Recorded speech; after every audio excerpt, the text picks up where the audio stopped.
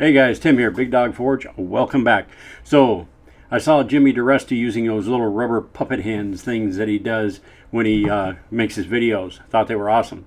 So, I got the idea that I would build some pickup tongs for myself. Same thing.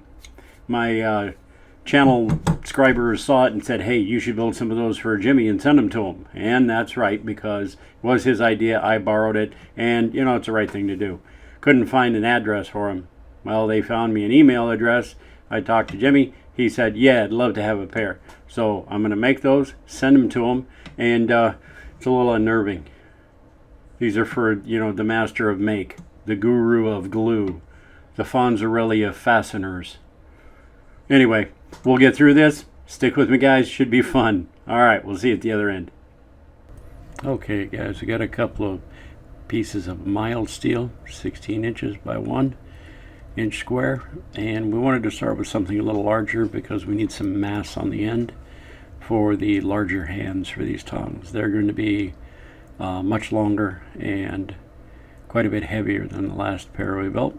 So I have to keep in mind that Jimmy Diresta just built himself quite a large power hammer, and if he decides to use these tongs, he's going to need to keep his hands quite a ways away. So we're going to make them a little longer than normal, and they're going to be about 30 inches long, somewhere in that neighborhood, 20-inch reins, and then some 10-inch arms with hands on the end of them.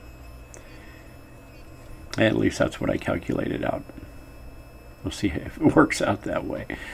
Alright, so the jig that I'm using in Floyd, the press here, is a tong jig that I built some time ago, and it's really handy for resizing just about any kind of tong that you want to make from larger stock. It's got several different dies in it, and it reduces pretty quickly. You make sure you don't go too quickly. You can fold the metal over and cause some cold shuts, but it works really well. There's some pieces that are getting loose on it and all over Floyd. Honestly, I need to grind all the welds off and re-weld them up, and the dies and all that. He needs a good overhaul. I've been using him badly for quite some time now, and he needs some love there, I think.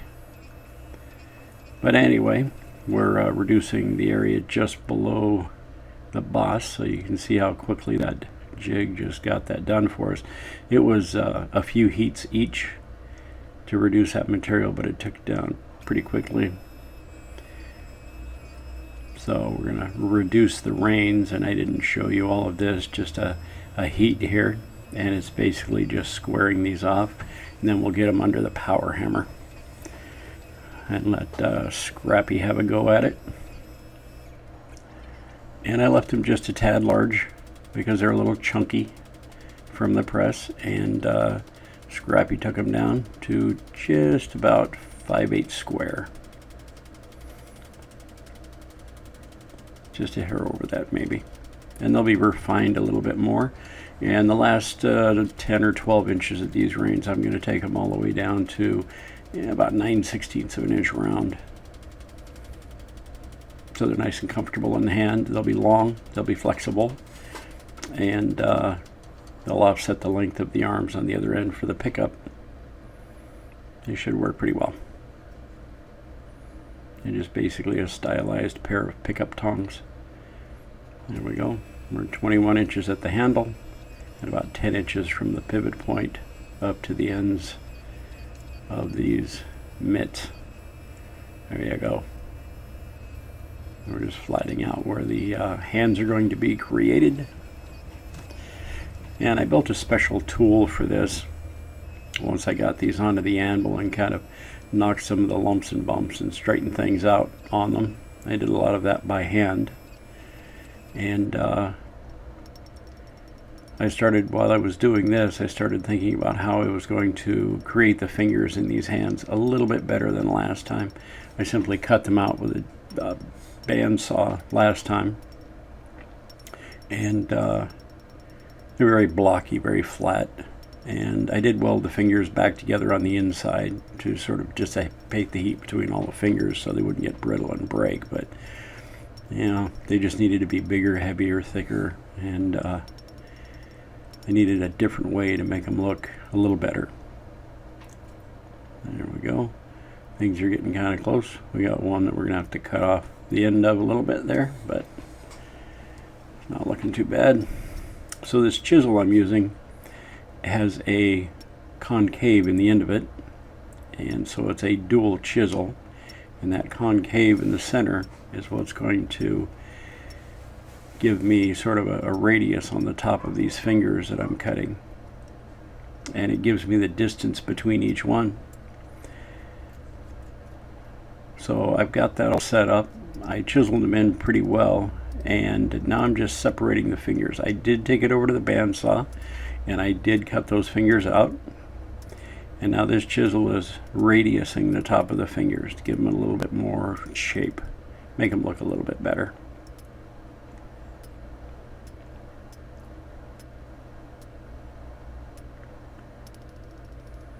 So it's really just a shaping tool is what it is. And of course I did a little bit of filing between the fingers, that kind of thing,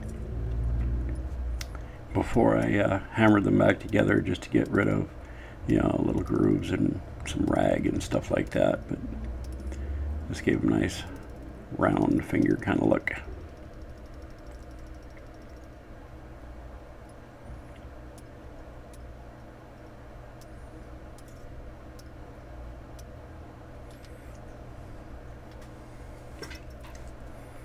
Alrighty, get them scrubbed up here real well. Trying to keep the scale down on these. Anytime you're working on a small, digit in this case, like this, you have to heat it up multiple times in the forge. The scale is going to eat away at it, and I wanted to make sure I didn't heat them up, too much too often. And so I tried to keep the scale down as much as possible. Alright, we can give it a little offset in these arms. So we're going to bow the arms out a little bit, give them some sort of elbow area, and then curve back towards the wrists and put the wrists a little closer together than the hands themselves. And the hands will be sort of in a cup shape. So they'll be able to grab things, much like regular pickup tongs.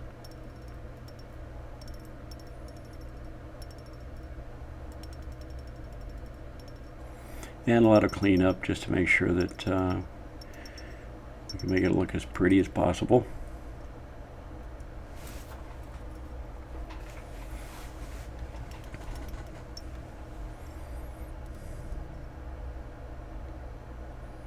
I like staying on top of those little things as I'm moving forward. You get towards the end of your project and have to go back and fix everything. And you really didn't finish your project anyway. So I'm just rounding these handles, little wedge tool.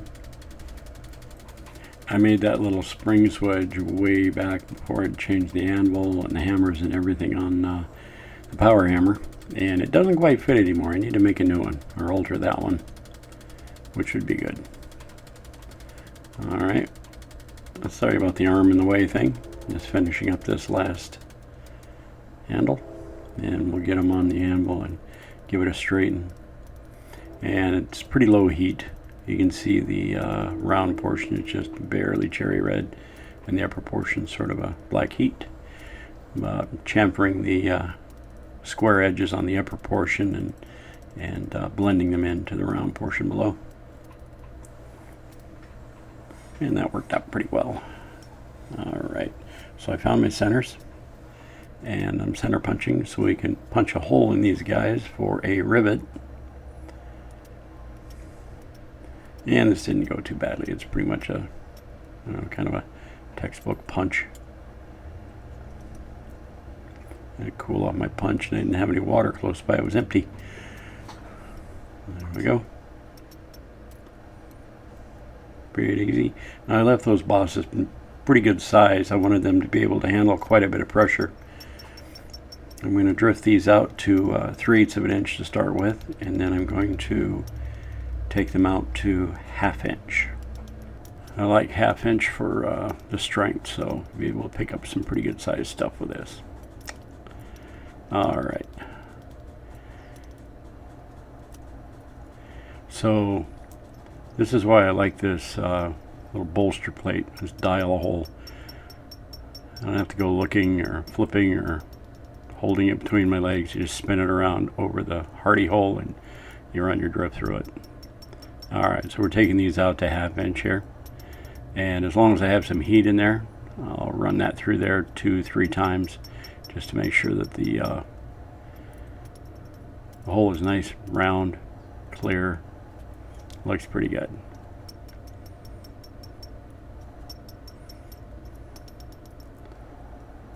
Get both these done. And the thing is, I don't even have a 1/2 inch rivet, and I could just cut a piece of 1/2 inch rod and go for it. But I built these little tools to give myself a nice rivet head, and it worked out pretty well. It didn't take too much to build them. Just drill a couple of holes and actually use a drill bit to create the concave for the rivet head. So there we go. Cleaned them up a little bit with a flapper wheel. Get the scale up. They are going to have to be forged on some more to line everything up once we get the rivet in. Alright, get this thing riveted up. And the preset, the very first set on the rivet, I was not recording, so you're getting the sort of the second heat. I didn't want to stick them in the forge and start scaling them up too badly again. So we're just using a torch here to finish off that rivet. And we use the same set that was in the press to form the other half of the rivet head, or the other side. And now we're using it to sort of give these hands a little more curve, a little more cup in them. We'll give them sort of a mid-range general size so they can go fairly small and then up to 3 or 4 inches, maybe a little bigger.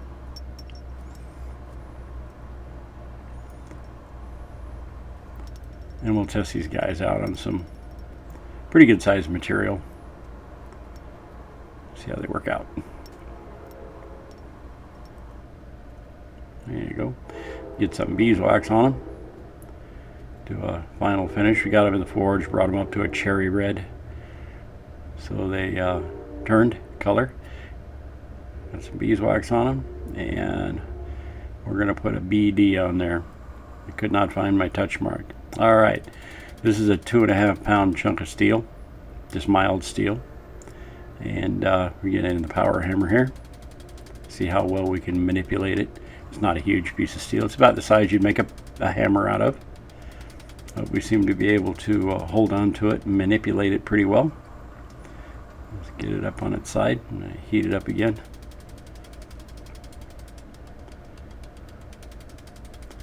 And pretty good little tongs.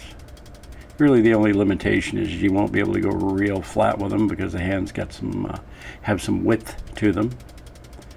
But other than that, they're doing pretty darn good. I like them. I have to build myself a set of these larger ones. Those are great. Alrighty, so we got various sizes here. 2 inch, 1.5 inch. And this guy here is a 8 pound block of steel. He's 4 inches by 2.5, something like that. And then that's the little thing that we forged out. And this is a piece of 3/4 inch square. There you go.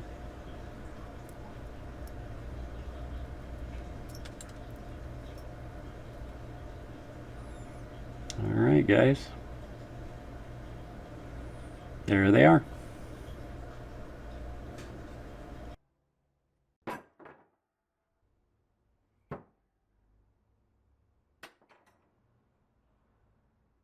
Alright guys, that's it. Thanks for checking it out. Jimmy, I hope you enjoy the tongs. These are a little bigger set. They're 2.0s, and they'll handle some pretty good weight. They're about 32 inches long, and they work pretty well.